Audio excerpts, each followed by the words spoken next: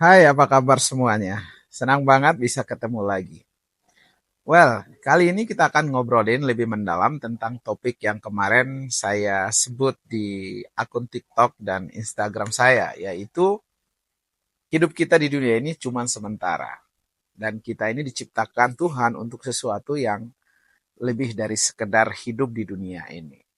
Dan kemarin saya posting itu di Instagram dan TikTok, dan beberapa yang bertanya, minta penjelasan detailnya. Dan di sini saya akan mencoba untuk menjelaskannya lebih mendalam.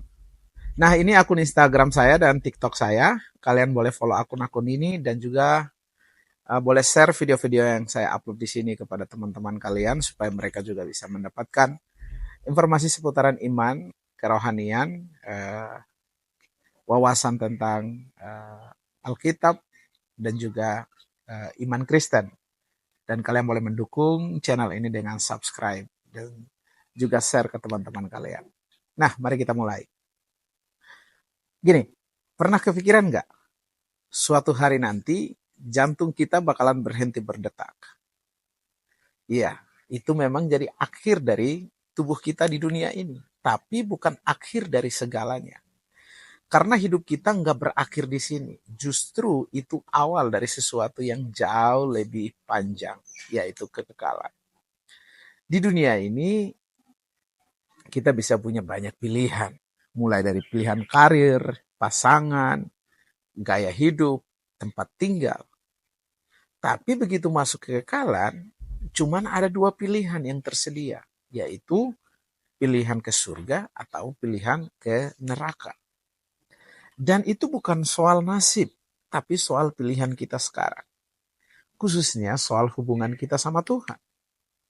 Nah, di dalam buku The Purpose Driven Life, Rick Warren menulis sesuatu yang penting banget. Dia bilang, hidup di bumi ini cuman geladi resik sebelum kehidupan yang sesungguhnya.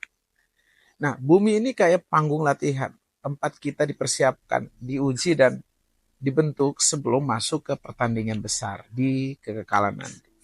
Nah, kita bakalan hidup jauh lebih lama di sini, di sisi lain kematian dibanding waktu kita yang kita punya sekarang di bumi. Jadi kalau kita ngerti ini, harusnya cara kita hidup juga berubah. Kita mulai mikir, saya hidup buat yang kekal, bukan cuma untuk yang sekarang ini. Nah, berikut ini saya mau sampaikan beberapa hal serius yang perlu kalian dengarkan. Yaitu yang pertama, bumi ini sementara. Kekekalan itu selamanya. Sekali lagi, bumi ini sementara. Kekekalan itu selamanya. Kalau kita sadar bahwa hidup cuma sementara, kita bakal mulai lihat segalanya berbeda. Ambisi yang dulu penting banget, masalah yang bikin stres, pencapaian yang bikin bangga, semuanya jadi terasa kecil saat dibandingin sama kekekalan. Nah, semakin kita dekat sama Tuhan, semakin kecil juga hal-hal duniawi itu kelihatan. Rick Warren bilang, hidup dalam terang kekekalan bikin nilai kita berubah.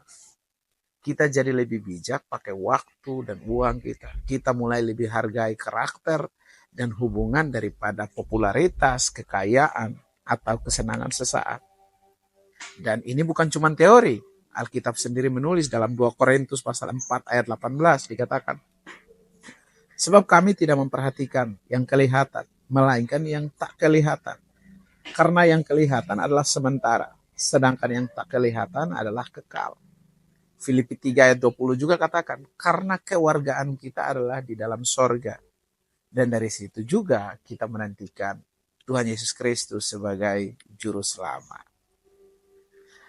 Yang kedua yang perlu saya kasih tahu adalah, ingat, kematian bukan tamat, tapi transisi. Jadi kalau kita meninggal, itu bukan akhir, itu cuma transisi. Ngertilah bahwa kematian bukanlah the end, tapi kayak pintu yang membuka kita ke dunia baru. Nah, kalau kita punya hubungan yang nyata sama Yesus, ya nggak ada alasan buat takut mati. Ibrani pasal 13 ayat 14 bilang, sebab di bumi tidak ada tempat tinggal yang kekal untuk kita. Kita mencari tempat tinggal yang akan datang. Jadi hidup kita sekarang adalah bekal buat nanti. Dalam buku The Doublet Life of Dietrich Bonhoeffer, Diane Reeves menulis, dikatakan pada 9 April 1945, sebelum Dietrich dieksekusi mati di kamp Nazi di Flossenburg, Dietrich berkata begini, "This is the end for me, the beginning of life." Dia bilang, ini adalah akhir bagi saya, awal dari kehidupan. Nah, ucapan Dietrich Bonhoeffer ini paling tidak memberikan 3 pelajaran penting buat kita. Yaitu yang pertama, kematian bukan akhir, tapi awal kehidupan sejati. Bagi Bonhoeffer, seorang teolog Kristen yang teguh, kematian fisik bukanlah penutupan cerita, melainkan pintu masuk ke kehidupan kekal bersama Kristus.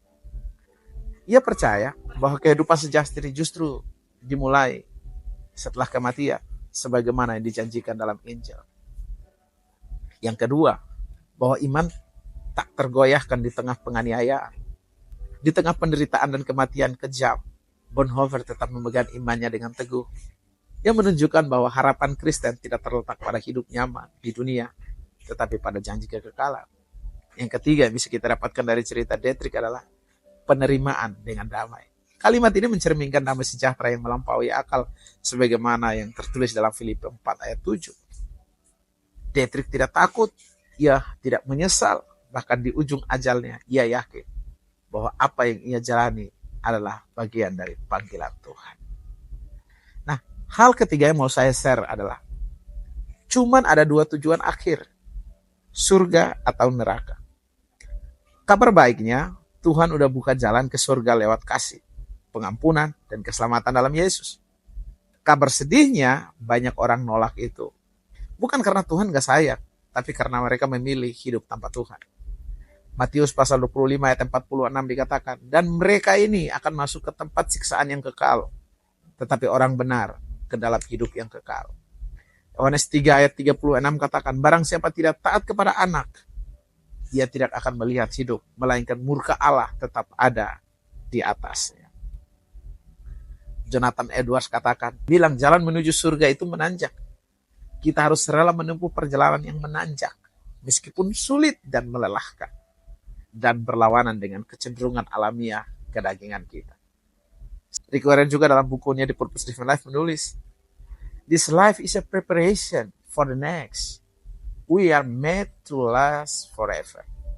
Kehidupan ini adalah persiapan untuk kehidupan berikutnya, dan Anda diciptakan untuk bertahan selamanya. Dan Rick Warren bilang, banyak orang akan masuk ke kekekalan tanpa Tuhan, karena mereka hidup tanpa Dia di dunia ini. Jadi yuk, kita mulai berpikir dan hidup dengan perspektif kekekalan. Waktu kita di bumi singkat banget, cuma sekejap, tapi dampaknya kekal.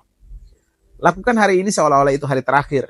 Dan Matthew Henry pernah bilang, setiap hari kita harus bersiap-siap untuk hari terakhir kita.